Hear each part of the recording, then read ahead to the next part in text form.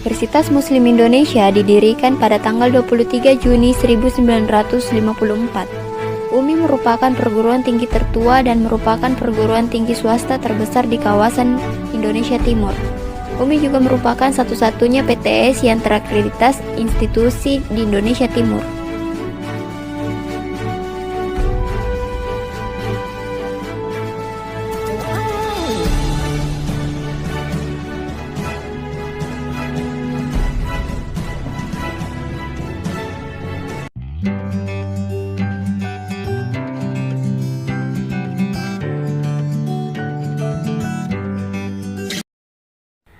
Assalamualaikum warahmatullahi wabarakatuh. Perkenalkan, saya Nur Ayu, stambuk 083 2018 0066, kelas C6, Analisis Perencanaan dan Pengembangan Agrosistem.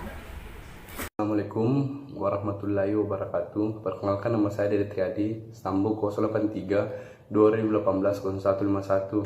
Assalamualaikum warahmatullahi wabarakatuh. Perkenalkan, nama saya Anissa Ramadhani, nomor stambuk 083 2018 0062, kelas C6, mata kuliah Analisis Perencanaan dan Pengembangan Agrosistem. Kali ini saya akan menjelaskan isi dari bab 1. Analisis perancangan dan pengembangan agrosistem atau APAS, yang secara umum dapat dijelaskan bahwa analisis adalah perhitungan, perancangan yaitu susunan atau tahapan yang akan dilalui, dan pengembangan agrosistem adalah suatu upaya yang dilakukan untuk membangun perusahaan atau home industry. Dari pengertian di atas, maka dapat disimpulkan bahwa analisis perancangan dan pengembangan agrosistem yaitu suatu perhitungan atau analisis yang dilakukan untuk mengetahui berapa besar keuntungan yang diperoleh usaha home industry dan juga mengetahui masalah-masalah apa yang terjadi pada perusahaan atau home industry serta dapat mengatasi masalah yang ada tersebut.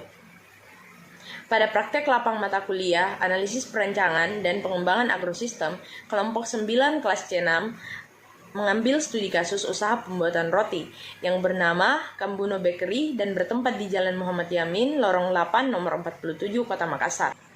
Roti merupakan salah satu produk makanan yang terbuat dari tepung terigu yang diberi ragi dan kemudian dipanggang. Pada masa sekarang ini, roti menjadi salah satu produk pangan yang digemari oleh masyarakat Indonesia. Data Survei Sosial Ekonomi Nasional menunjukkan tingkat konsumsi roti tawar di Indonesia pada tahun 2005 sekitar 460 juta bungkus, dan pada tahun 2008 mengalami peningkatan menjadi sekitar 742 juta bungkus. Masyarakat biasa mengkonsumsi roti sebagai menu sarapan atau sebagai pengganti nasi. Salah satu bentuk industri pengolahan hasil pertanian adalah roti. Roti merupakan salah satu bentuk makanan pokok yang cukup diminati masyarakat Indonesia. Sebagai contoh, roti tawar ataupun sejenis roti basah yang sering dikonsumsi oleh sebagian masyarakat di Indonesia, khususnya yang tinggal di wilayah perkotaan. Umumnya mereka membeli roti karena dapat dijadikan makanan alternatif pengganti nasi. Selain itu, roti merupakan makanan instan yang siap saji. Kualitas roti secara umum disebabkan karena variasi dan penggunaan bahan baku dan proses pembuatannya. Jika bahan baku yang digunakan mempunyai kualitas yang baik dan produk pembuatan benar, maka roti yang dihasilkan akan mempunyai kualitas yang baik pula. Jenis dan mutu produk bakery sangat bervariasi, tergantung jenis bahan-bahan dan formulasi yang digunakan dalam pembuatannya. Variasi produk ini diperlukan untuk memenuhi adanya variasi selera dan daya beli konsumen. Setiap bahan juga mempunyai karakteristik fisik, kimia, dan mekanik yang berbeda. Oleh karena itu, sebelum mengetahui cara pembuatan roti, terlebih dahulu mengenal jenis dan bahan yang akan digunakan, fungsi dan pembuatan roti, serta sifat-sifat yang dibutuhkan. Hal ini diperlukan karena untuk bisa memilih bahan secara ekonomis dan mengendalikan mutu produk sesuai dengan standar mutu bahan pangan harus disusun sedemikian rupa, berdasarkan konsensus semua pihak sehingga dapat memenuhi semua tuntutan pembeli dan dapat diproduksi oleh produsen dengan biaya yang murah sehingga produsen dapat menjual barang tersebut dengan harga yang dapat dijangkau oleh sebagian pembeli atau konsumen. Kualitas roti ditentukan oleh interaksi bergabung bahan baku dan resep dan metode pembuatan adonan. Bentuk gluten merupakan komponen penting dan pembuatan roti, dan jenis tepung terigu yang digunakan turut mengetahui kualitas dari gluten yang dihasilkan.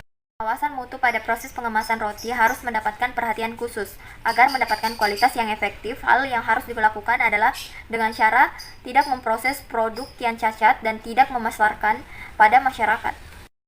Pada umumnya, terdapat 3 langkah dalam kendali yang digunakan untuk mencapai sasaran tersebut, yaitu 1. Menetapkan standar, 2. Menilai kesesuaian, 3. Bertindak bila perlu. Masalah-masalah yang ditemukan dalam usaha home industri Kambuna Bakri yaitu 1. Lokasi kurang strategis, 2. Lokasi sempit, 3. Wilayah pemasaran terbatas, 4. Promosi kurang meluas, 5. Proses produksi lambat, dan 6. Produksi tidak tetap. Sasaran utama yang ingin dicapai home industri Kambuna Bakri yaitu produksi tetap. Hal ini dapat direalisasikan apabila sistem promosi pemasaran produk semakin meluas, guna untuk memudahkan pemilik usaha meningkatkan produk yang akan dipasarkan dan mampu memberikan penjualan yang semakin meningkat setiap bulannya.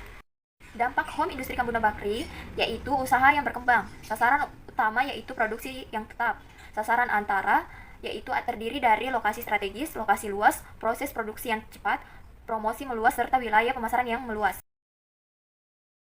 Yang dimana saya akan menjelaskan isi daripada bab 3 yaitu metode praktik kerja lapang, yang dimana terbagi beberapa poin. Yang pertama, pendekatan kasus agrosistem yang terbagi lagi menjadi beberapa poin, yaitu pertama, penentuan mitra belajar, yaitu pemilihan agrosistem kasus dilakukan secara purposif, yaitu teknik pengambilan sampel secara sengaja dengan pertimbangan tertentu yang harus dipenuhi oleh sampel yang digunakan dalam penelitian. Poin kedua yaitu metode pendekatan partipatif, yaitu metode pelaksanaan dilakukan dengan cara wawancara mendalam. Adapun poin yang ketiga yaitu lokasi dan waktu pelaksanaan, di mana lokasi atau praktik lapang mata kuliah analisis perencanaan dan pengembangan agrosistem dalam usaha roti Kambuna Bakri dilaksanakan pada hari Rabu pada tanggal 28 April 2021 dan hari Rabu 12 Mei 2021 yang berlokasi di Jalan Muhammad Yamin, Lorong 8, nomor 47, Kecamatan Makassar, Kota Makassar, Provinsi Sulawesi Selatan.